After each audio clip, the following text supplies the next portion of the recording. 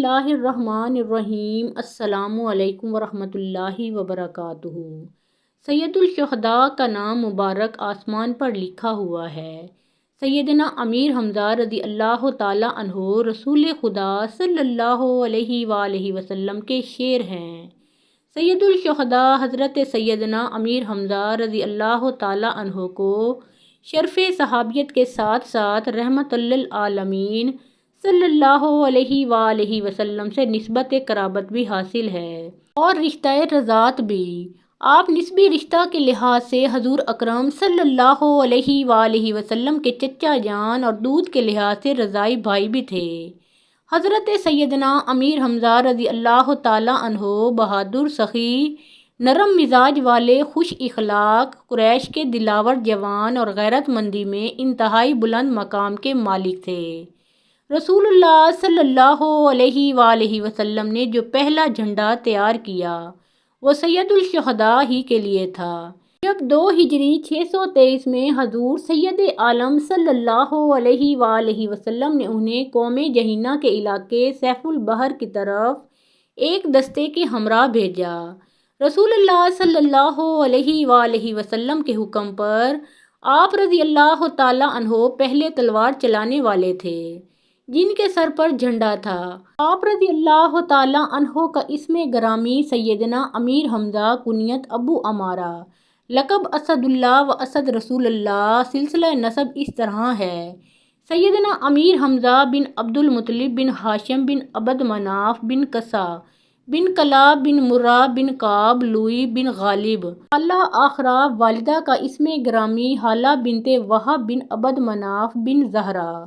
حضرت حالہ نبی کریم صلی اللہ علیہ وآلہ وسلم کی والدہ ماجدہ حضرت آمنہ رضی اللہ تعالیٰ عنہا کی چچا زاد بہن تھیں۔ سیدنا امیر حمزہ رضی اللہ تعالیٰ عنہ نبی اکرم صلی اللہ علیہ وآلہ وسلم کے چچا اور رضاعی بھائی ہیں۔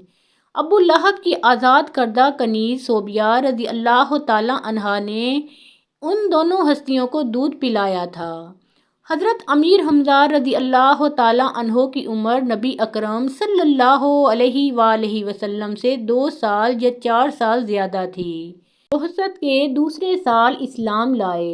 اسلام لانے کے دن انہوں نے سنا کہ ابو جہل نبی مکرم صلی اللہ علیہ وآلہ وسلم کی توہین کہہ رہا ہے، تو انہوں نے حرم مکہ میں اس کے سر پر اس زور سے کمان ماری کہ اس کا سر پھٹ گیا، اور حضرت سیدنا امیر حمزہ رضی اللہ تعالیٰ عنہ نے نبی مکرم صلی اللہ علیہ وآلہ وسلم سے گزارش کی، آپ صلی اللہ علیہ وآلہ وسلم اپنے دین اسلام کا کھل کر پرچار کیجئے۔ اللہ تعالیٰ کی قسم مجھے دنیا بھر کی دولت بھی دی جائے تو میں اپنی قوم کے دین پر رہنا پسند نہیں کروں گا۔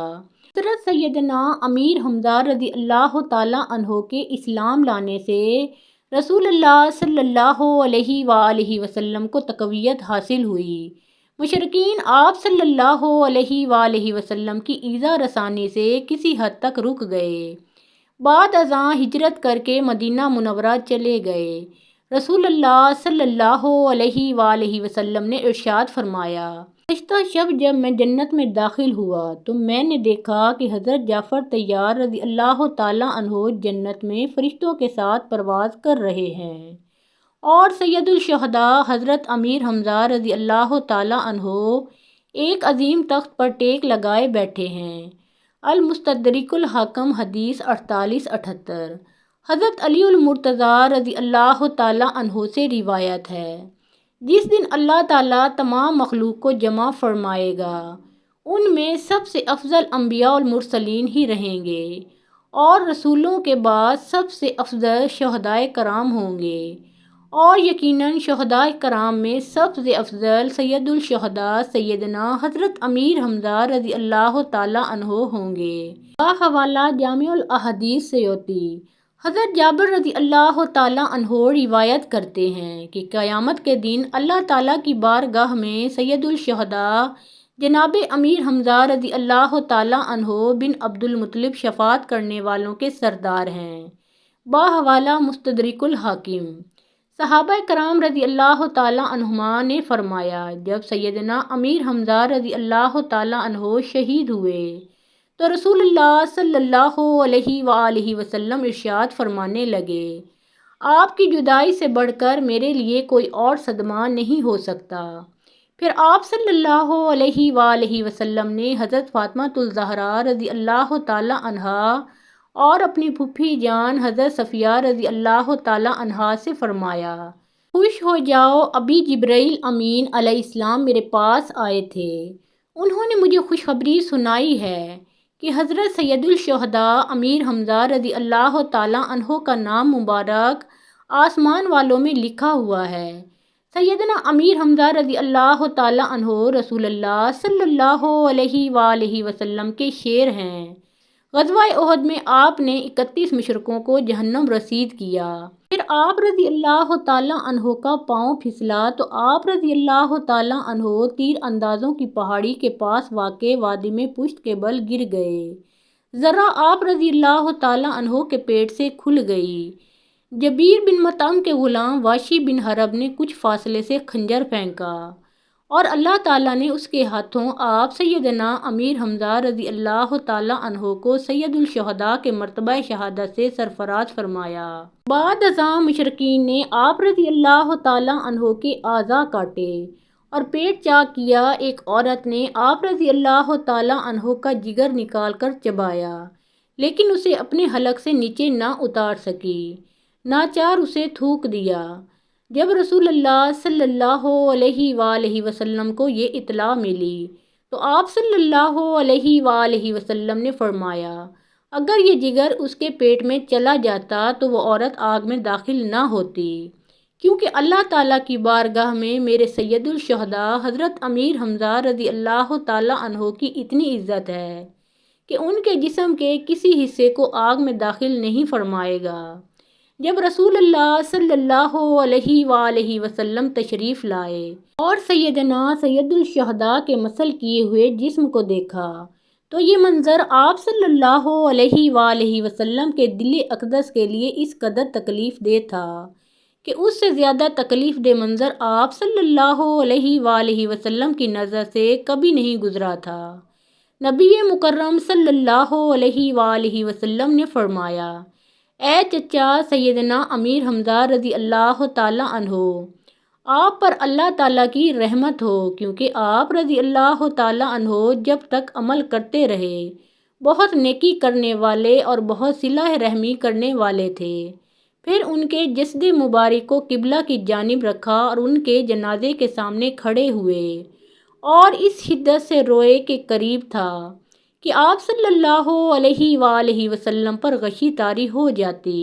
نبی کریم صلی اللہ علیہ وآلہ وسلم فرما رہے تھے، اے اللہ کے رسول صلی اللہ علیہ وآلہ وسلم کے چچا، اللہ اور اس کے رسول صلی اللہ علیہ وآلہ وسلم کے شیر، اے امیر حمزہ رضی اللہ تعالیٰ عنہ، اے نیک کام کرنے والے امیر حمزہ رضی اللہ تعالیٰ عنہ، مصیبتوں کو دور کرنے والے اے امیر حمزہ رضی اللہ تعالیٰ عنہ، رسول اللہ صلی اللہ علیہ وآلہ وسلم کا دفاع کرنے والے۔ یہ بھی فرمایا، ہمارے پاس جبرائیل تشریف لائے اور ہمیں بتایا کہ حضرت سیدنا امیر حمزہ رضی اللہ تعالیٰ عنہ کے بارے میں 7 آسمانوں میں لکھا ہوا ہے۔ حضرت امیر حمزہ رضی اللہ تعالیٰ عنہ بن عبد المطلب اللہ اور اس کے رسول صلی اللہ علیہ وآلہ وسلم کے شیر ہیں۔